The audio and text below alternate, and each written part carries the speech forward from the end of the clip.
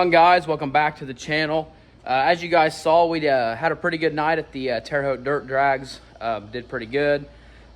In the finals, I actually felt the truck nose over a little bit, and I was pretty concerned with that because it just didn't feel right. And I didn't know if it was maybe a rail pressure issue again. Maybe we really lost a lot of rail and it just truck nosed over. Maybe a transmission. Wasn't real sure.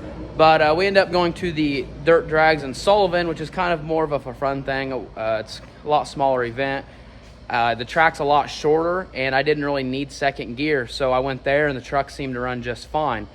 Having lock up in first gear, we just locked second out, 150 foot, called it a day. Now, on the way home, we flipped our PCS into street mode, and we ended up driving the truck home. The second gear felt a little bit spongy, going like when it was applying, so kind of made me think maybe we got a second gear issue. Not entirely sure. Fast forward, we get into town, and I got on the truck a little bit, taking off at a red light, and the second gear band issue very much so was slipping. Made it very apparent that was the issue. So what we're going to do today is go ahead and get this trans pulled out, get the pump out, get the drum, the band out, and just do some inspecting, see what we can do. Hoping it's not too bad, didn't damage the drum. We do run a solid band in this transmission, and when those solid bands get angry, sometimes they eat into the drum pretty bad, and it can actually ruin the drum. So really hoping that's not the case, hoping we can just pull this thing apart, put a band in it, and yeah, go on about our day, because we do have some dirt drags, some bigger events I want to hit before the end of the year. So yeah, tag along, let's get this trans pulled out and see what we find. So as we're getting this fluid drained out of here, this fluid smells and looks absolutely terrible. Hoping it is just a second gear band. This trans doesn't have that many passes on it, so we're really going to kind of be looking at this point to see what caused it. Maybe a low line pressure issue. Yeah, it's unfortunate.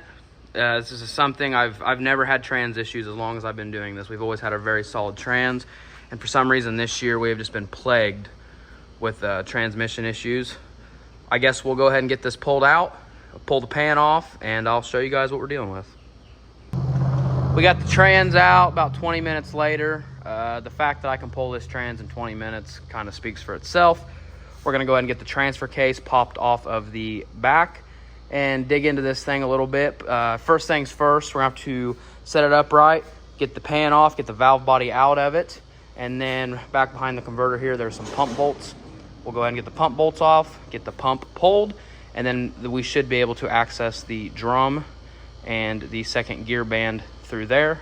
I've actually never done this before, but making 2-hour trips to my trans guy when you have the trans out 6 times a year is not ideal. So yeah, here we go.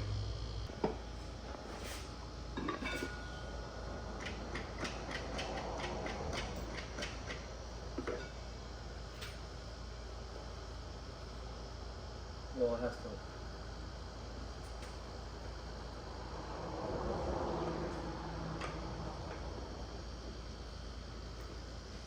It's gotta go on this first. You want to do like 2 separate like we did yesterday? Is that how we did it? Yeah. You videoing?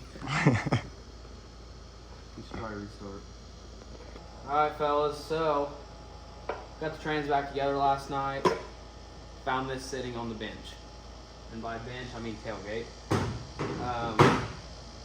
Problem is, this goes in the trans. So we actually have the trans back apart, got the direct drum out, and what this is basically a washer bushing thingy. I don't really know. To set your end play.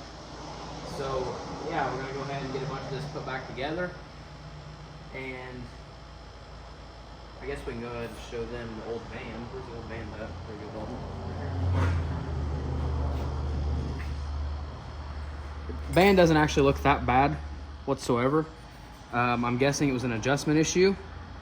Definitely not a me problem. Not exactly sure whose problem it is. But yeah, so we're going to put a new fresh band in it.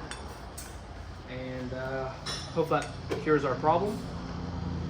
So follow along as we get this thing put back together. As you guys can see, we ended up getting the trans back together. It's been a hell of a time crunch, so I didn't film a whole lot about putting the trans back in, but the truck is loaded. We're ready to go. We are heading to Gaston, Indiana for the Thunder and Muncie event. Should be a lot of fast trucks there, hoping to have this truck dialed in the best we can. Never did find a fuel rail plug in time to see if that would fix our fuel rail issues. The one I ended up getting was for a 6.7, not a 5.9, so it kind of put us in a bind last minute. But yeah, tag along. Hope you guys enjoy the rest of this video. And yeah, this race was kind of not planned for the video, but I'm sure you guys won't complain. So yeah, let's get on the road and we'll see you when you get there.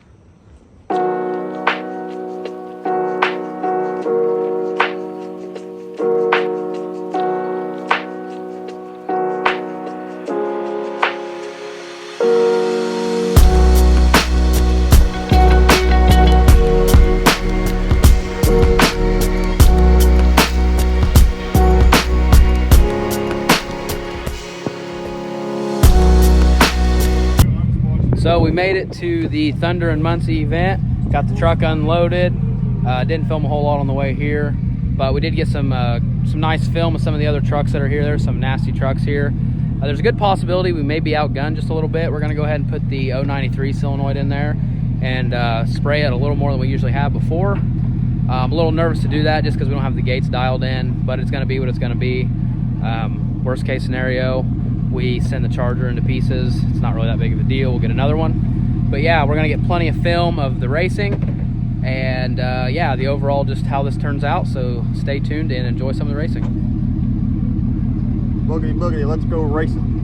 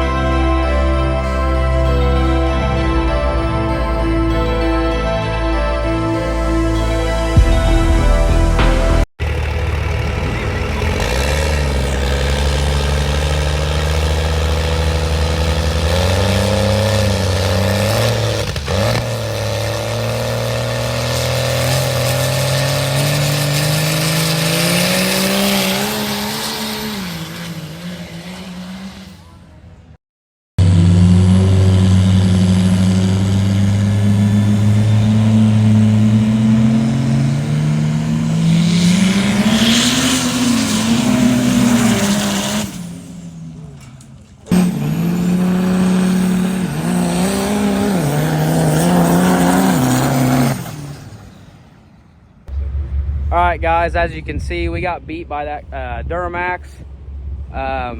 Ran the slowest pass of the day.